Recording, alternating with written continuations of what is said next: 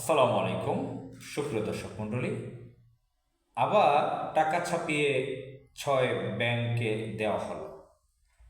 যে কাজটা বাংলাদেশে অবৈধ সরকার, আওয়ামী লীগ, ফ্যাসিস্ট, ডাকাত, সন্ত্রাসের দ্বারা আওয়ামী লীগ, ভারতের এজেন্ট তারা করেছিল। 60,000 কোটি টাকা, মানে 60,000 কোটি টাকা তারা ছাপিয়েছিল।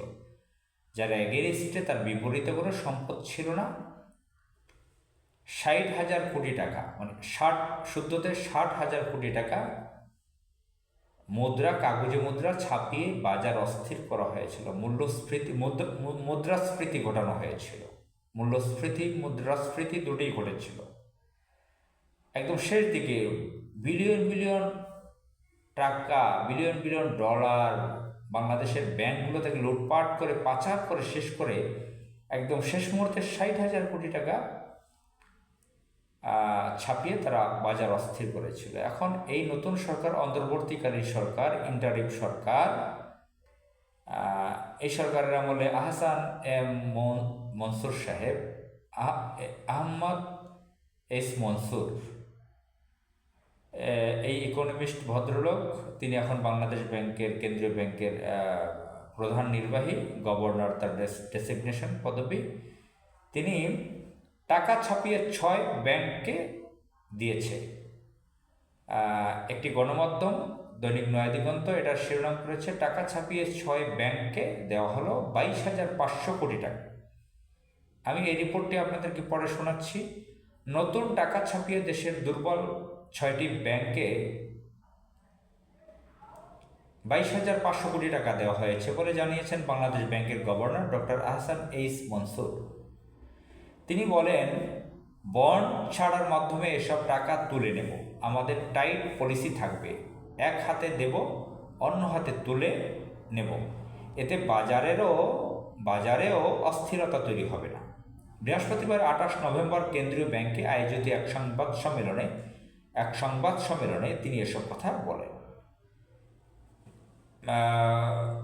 গভর্নর বলেন, আমরা দুর্বল ব্যাংকগুলো তারল্য সহযোগিতা দিচ্ছি।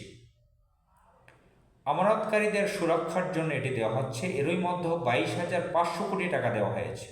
তবে শাখাগুলোর যে অস্থিরতা ছিল, সেটি থেকে বেরিয়ে এসেছি।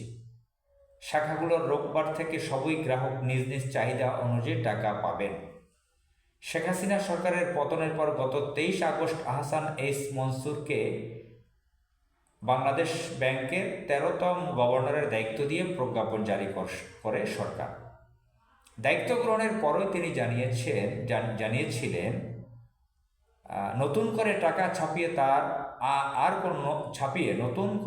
ছাপিয়ে আর কোনো দুর্বল ও সমস্যাযুক্ত ব্যাংকে তারল্য সহায়তা দেওয়া হবে না।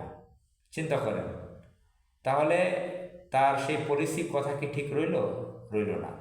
তিনি জানিয়েছিলেন আন্তঃব্যাংকের মাধ্যমে সমস্যায় থাকা ব্যাংকগুলোকে তারল্য সহায়তা দেওয়া হবে এবং সেখানে গ্যারান্টার হিসেবে কেন্দ্রীয় ব্যাংক কাজ করবে।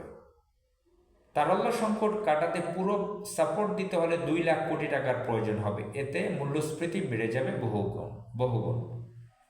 তো যাই হোক, আমি পরে শোনালাম।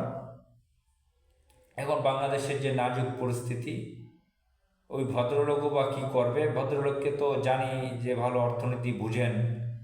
সুদের ব্যাপার তো ভিন্ন। বাংলাদেশে অনেক তথাকথিত ইসলামিস্টরাও সুদের ব্যাপার বুঝতে চান না। তো এই ধরনের যারা ইসলামিস্ট না, তারা সুদের ব্যাপারে আর কি বুঝবে? এমনি অর্থনৈতিক সার্বিক তারা মোটামুটি ভালো বুঝেন মনে করি। তার একটা ওয়েবিনারে আমি যুক্ত ছিলাম, অর্থনীতি সম্পর্কে বেশ ভালো কথা বলেছিলেন, আমার ভালো লেগেছিল। বিভিন্ন সময় তার টেলিভিশনে বিভিন্ন ইন্টারভিউগুলো দেখেছি। অর্থনীতি ভালো বুঝেন। জানি না তিনি কি করতে পারবেন।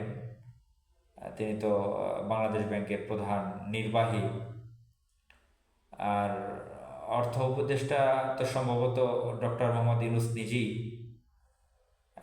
কি করেন, কতদিন তারা রাষ্ট্র ক্ষমতায় থাকেন, সরকারে থাকেন, কতদূর পরিস্থিতি উন্নতি করতে পারেন আমরা জানি না। আজকে বাজার করলে জানলাম সামান্য কিছু পণ্যর কয়েকটা দাম কমেছে। যে চাল আমি বাসায় কিনতাম 88 টাকা কেজি, আজকে সেটা 85 টাকায়। পেঁয়াজ কয়েকদিন আগে 120 টাকা ছিল, এখন 100 টাকায়। মুরগি দেখলাম 20 টাকা করে কমেছে কেজিতে। তো হয়তো বা আশা করি ভালো কিছু করার চেষ্টা করবেন, আমরা তাদের সাফল্য কামনা করছি। এটাই আর কি, কি বলবো আর। আমরা তো ভুক্তভোগী, আমরা এই তথাকথিত স্বাধীন দেশে 53 বছর, 71-এ আমরা স্বাধীন বলে থাকি, আমরা আসলে স্বাধীন দেশ কি আমরা বুঝি না, আজ করতে পারি না। অর্থনৈতিক মুক্তি আমাদের মেলেনি।